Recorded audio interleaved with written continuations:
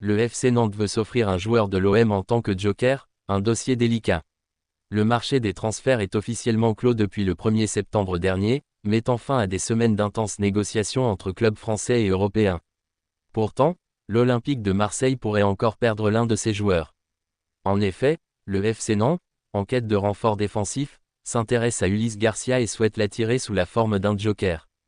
Cette possibilité, prévue par le règlement de la Ligue 1, permet à un club d'enregistrer un joueur en dehors de la période du mercato, sous certaines conditions bien précises. Pour les Canaries, cette option représente une opportunité de combler un manque dans leur effectif. Mais pour l'OM, cette approche vient raviver un dossier déjà complexe, entre volonté de conserver ses atouts et nécessité de gérer un groupe fourni. L'Olympique de Marseille, un club sous tension mais victorieux. Avant même de se pencher sur le cas particulier d'Ulysse Garcia, il faut rappeler que l'OM vit une période intense sur le plan sportif et institutionnel. En début de semaine, le club phocéen a dû faire face à une nouvelle tentative de pression de la part du Paris Saint-Germain. Le PSG, champion de France et d'Europe en titre, souhaitait reporter le fameux « classique » initialement programmé mais déplacé en raison de conditions météorologiques défavorables. Le club parisien espérait obtenir une nouvelle date, mais les dirigeants marseillais, emmenés par Pablo Longoria, ont catégoriquement refusé. Ce refus n'était pas un simple caprice, mais bel et bien une décision justifiée par le règlement en vigueur. L'OM a souhaité faire respecter la règle, considérant qu'aucun motif supplémentaire ne permettait de reprogrammer la rencontre. Ce choix s'est avéré payant, puisque l'équipe de Roberto De Zerbi a remporté ce classique sur la plus petite des marges, une victoire 1-0 qui a fait vibrer tout le peuple marseillais. Cette performance, au-delà du résultat comptable, a eu une portée symbolique forte. Mehdi Benatia, ancien international marocain et actuel dirigeant marseillais, n'a pas manqué de souligner l'importance de ce succès. Ça vaut 3 points, après je pense que c'est un peu particulier pour les supporters, ça a une saveur différente, a-t-il confié. L'ancien défenseur a également insisté sur le bienfait moral pour le vestiaire, pour les joueurs, ça fait plaisir surtout pour les anciens, ceux qui ont de l'expérience ici et n'ont pas toujours eu la chance de pouvoir prendre les 3 points dans les matchs comme ça. C'est bien, aussi, pour la création du groupe que l'on est en train de mettre en place. Ces mots traduisent parfaitement l'état d'esprit qui règne actuellement à Marseille, une volonté de construire une équipe soudée, compétitive et capable de relever de grands défis. Un mercato ambitieux, mais marqué par quelques zones d'ombre. Sur le plan des transferts, l'Olympique de Marseille a connu un été agité, ponctué par des réussites mais aussi par certaines frustrations. Malgré l'affaire Adrien Rabiot, qui a alimenté les débats durant plusieurs semaines, l'OM est parvenu à boucler un mercato à la hauteur de ses ambitions. Le club a en effet attiré des joueurs d'envergure internationale comme Pierre-Emerick Aubameyang, Benjamin Pavard ou encore Naïef Aguerd, venant renforcer aussi bien l'expérience que la qualité technique de l'effectif. Cependant, tout n'a pas été parfait. Du côté des départs, la direction a réussi à dégraisser, libérant de la place et réduisant la masse salariale. Mais elle n'a pas réussi à se séparer de certains indésirables, comme Neil Maupay, dont l'avenir reste incertain. Dans ce contexte, la possible perte d'Ulysse Garcia représente un nouveau dossier délicat à gérer. Car même si le joueur n'est pas un titulaire indiscutable sous les ordres de Roberto De Zerbi, il demeure une option de rotation intéressante pour une saison longue et exigeante. Ulysse Garcia, un joueur en quête de place à l'OM. Arrivé en janvier 2024 en provenance des Young Boys de Berne, Ulysse Garcia s'était rapidement intégré au sein de l'effectif marseillais. Lors de sa demi-saison inaugurale, il avait pris part à 14 rencontres, affichant de la régularité et apportant sa polyvalence sur le flanc gauche. La saison suivante, il a poursuivi sur sa lancée avec 22 apparitions toutes compétitions confondues, ponctuées de 2 buts et 2 passes décisives.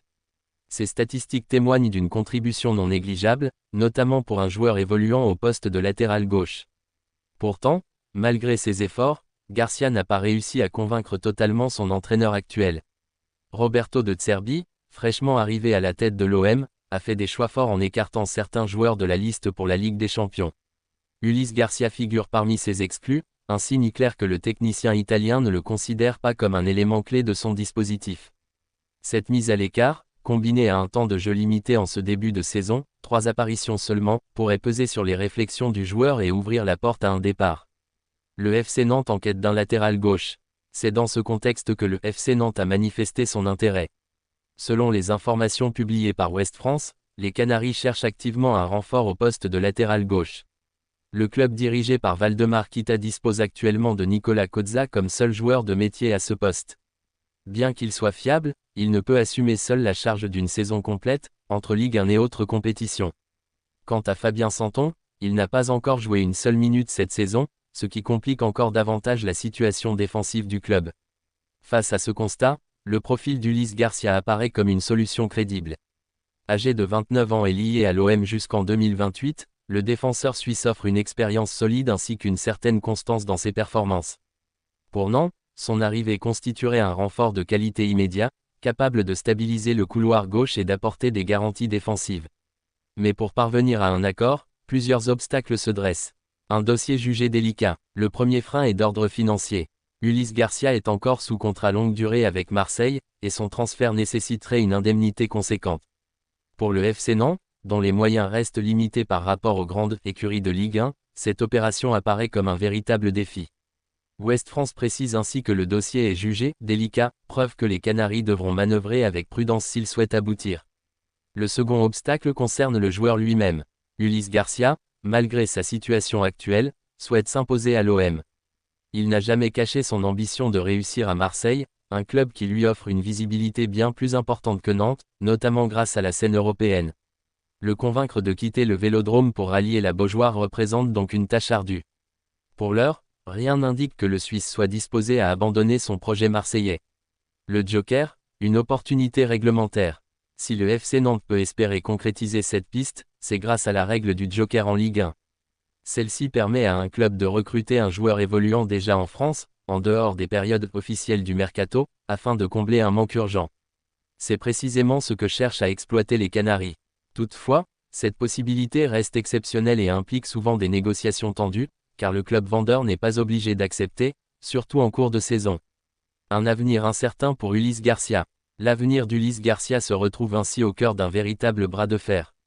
D'un côté, le FC Nantes, qui voit en lui le latéral gauche capable de renforcer son effectif et de répondre à un besoin urgent.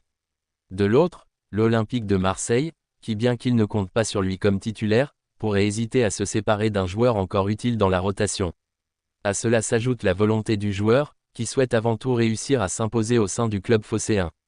Ce dossier illustre parfaitement la complexité du football moderne, entre ambition individuelle, stratégie collective et contraintes financières, chaque décision revêt une importance capitale. Pour l'instant, aucune conclusion n'a été actée. Mais une chose est sûre, le cas Ulysse Garcia va continuer d'alimenter les discussions, aussi bien à Marseille qu'à Nantes, dans les jours et semaines à venir.